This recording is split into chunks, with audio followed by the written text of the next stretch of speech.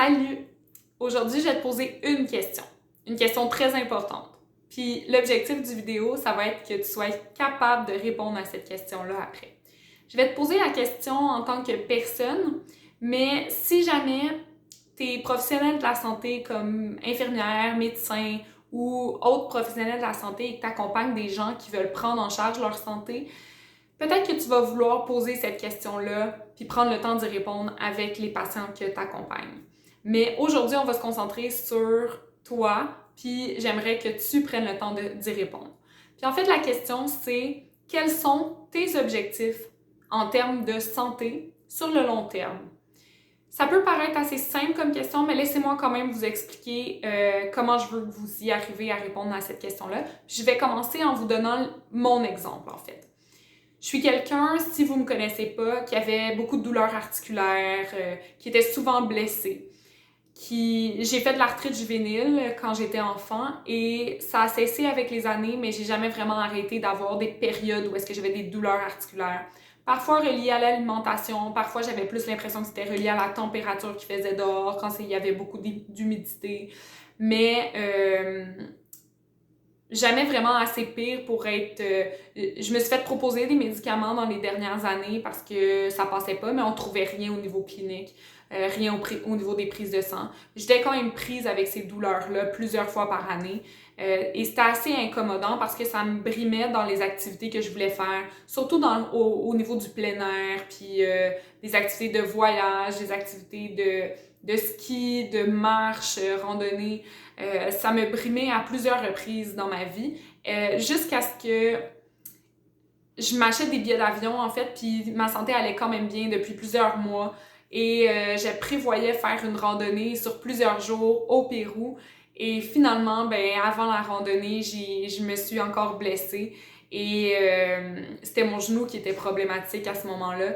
Mais j'ai dû annuler mon voyage de randonnée qui était prévu sur plusieurs jours avec ma tante. Je m'étais acheté quand même...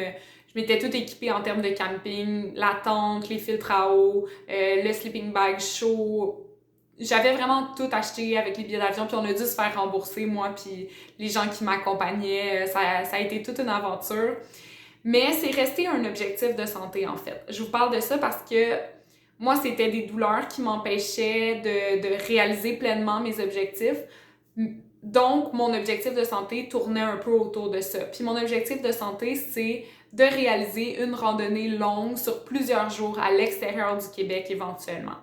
Et maintenant que j'ai pris en charge ma santé depuis les 2 dernières années et même un petit peu plus, j'ai confiance que je vais arriver à cet objectif-là. Mais si vous m'aviez demandé il y a 2 ans, il y a 5 ans, si j'allais y arriver, j'étais pas certaine. Je pouvais pas vous dire oui avec un oui avec affirmation, tu sais. J'avais des doutes dans ma tête de où est-ce que j'allais être dans 5 ans, dans 10 ans, puis même que l'idée de finir en chaise roulante était pas très loin dans ma tête, tu sais. Donc ça, c'est un objectif de santé que je me suis fixé. Mais je pourrais vous donner un autre exemple avec un deuxième objectif de santé qui est, par exemple, si j'ai des enfants, en fait, de pouvoir les accompagner dans tous les sports, les aventures de plein air, puis de continuer à faire du plein air avec mes amis. Fait que ça, c'est des objectifs qui, moi, me drive, qui me passionnent. C'est des objectifs qui me motivent, en fait. Je sais que c'est beaucoup plus facile pour moi de prendre en charge ma santé puis de changer des habitudes de vie parce que je veux atteindre ces objectifs-là qui sont motivants. Mais ça pourrait être d'autres objectifs. Ça pourrait être... puis mes objectifs vont sûrement changer au fil du temps. Mais ça pourrait être tout simplement de vouloir voir ses petits-enfants grandir. Si on est rendu où est-ce que nos enfants vont avoir des enfants, ben ça peut être ça un objectif de santé long terme. Ça peut être aussi tout simplement d'être capable de marcher, de sortir promener son chien à tous les jours jusqu'à la fin de la vie du chien. Tu sais, ça peut être d'être fonctionnel dans sa maison jusqu'à la fin de ses jours. Donc, quelqu'un qui veut pas aller en CHSLD, par exemple, puis qui veut pas finir dans une maison où est-ce qu'il y a une aide partielle ou quoi que ce soit, Ça peut être ça, d'être capable d'entretenir sa maison, son terrain, très longtemps encore. Ça peut être un objectif de santé qui soit motivant pour quelqu'un. Il faut que ce soit un objectif pour lequel on est prêt à mettre des efforts, en fait. Puis c'est ça qui devient comme une source de motivation, puis c'est le plus important pour prendre en charge sa santé, c'est d'avoir la motivation nécessaire. Parce que moi, j'ai bien beau dire que je t'aime, que je veux te garder le plus longtemps possible, si toi, t'as pas la motivation de changer des habitudes de vie pour rester en santé le plus longtemps possible, j'ai bien beau t'aimer puis avoir cette motivation-là pour toi, il faut que la personne elle-même développe sa motivation pour prendre en charge sa santé puis faire des modifications au niveau des habitudes de vie.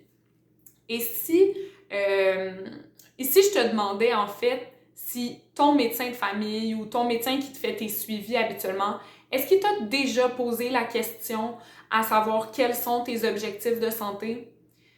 Parce que c'est quand même ton médecin qui connaît ta santé, c'est ton médecin qui sait si tu fais de l'hypercholestérolémie, c'est ton médecin qui diagnostique l'hypertension, qui diagnostique la fatigue chronique.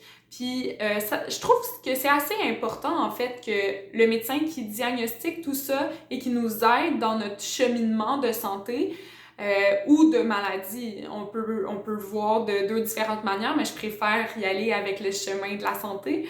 Ça serait important que le médecin qui nous accompagne là-dedans connaisse nos objectifs de santé pour être capable de nous accompagner d'une manière qui est personnalisée. Et donc, si vous êtes infirmière, médecin ou professionnel de la santé, peut-être que de prendre 5 minutes avec vos patients pour connaître leurs objectifs de santé va vous aider à accompagner cette personne-là de manière plus personnalisée. Et si vous savez, par exemple, que votre patient qui est diabétique ou qui a une hypertension artérielle ou qui a de la fatigue chronique, puis que vous avez en tête, en fait, des habitudes de vie qui pourraient changer pour améliorer sa condition, comme par exemple de diminuer le sucre pour un diabétique. Si vous avez en tête des habitudes de vie qui pourraient changer, mais que vous ne savez pas trop comment l'aborder parce qu'on sait que ça demande des efforts assez incroyables parfois pour arriver à prendre en charge sa santé avec les habitudes de vie. Puis des fois, c'est pour ça que les médecins ou les infirmières vont éviter un peu le sujet des habitudes de vie ou en parler moins que de parler du médicament qu'on peut prescrire. Parce qu'on ne sait pas toujours comment en parler, puis on ne sait pas si les personnes vont être capables de mettre les efforts. Mais si on commence par prendre 5 minutes pour essayer de déterminer des objectifs de santé avec la personne, que la personne nous dit c'est quoi son objectif à elle, peut-être que ça va faire prendre conscience à cette personne-là qu'elle a une motivation pour changer certaines habitudes de vie. Fait que c'est un peu là que je veux en venir, en fait, de prendre ce temps-là, mais de le prendre premièrement pour vous, pour penser à vos objectifs de santé à vous. Puis, en fait, je vous recommande d'y penser maintenant. Quand vous allez arrêter la vidéo, de penser à c'est quoi vos objectifs de santé, de prendre 5 minutes pour y penser, puis d'en fixer au moins un. C'est simple, vous allez en trouver un rapidement. Puis ça doit vraiment, comme je l'ai dit tantôt, être un objectif qui vous drive, qui vous passionne et qui vous donne la motivation d'agir. Donc, je vous invite aussi, ce qui me rendrait vraiment heureuse en fait, c'est que vous écriviez votre objectif de santé dans les commentaires. Parce que ce que ça va faire, c'est que ça va donner des idées à d'autres personnes, ça va en inspirer d'autres, puis vous allez le prendre encore plus en conscience quand vous allez l'écrire puis le partager avec les autres. Puis ce que ça va faire encore plus, c'est que ça va faire une communauté qui vont écrire des objectifs de santé, qui vont en inspirer d'autres. Puis en tant que communauté, on est beaucoup plus fort pour aider les gens dans leur processus puis dans leur motivation à prendre leurs habitudes alimentaires ou leurs habitudes de vie en charge. Donc, je vous partage ça aujourd'hui parce que c'est la base, parce que ça nous prend une motivation personnelle pour faire des changements dans nos habitudes de vie. Puis moi, je vais continuer à vous partager des vidéos sur les changements que vous pouvez apporter, puis les informations que vous avez besoin pour apporter des changements, pour être plus en santé encore, puis vivre une vie à fond, de manière optimale, avec le moins possible de symptômes incommodants ou de maladies sur votre chemin.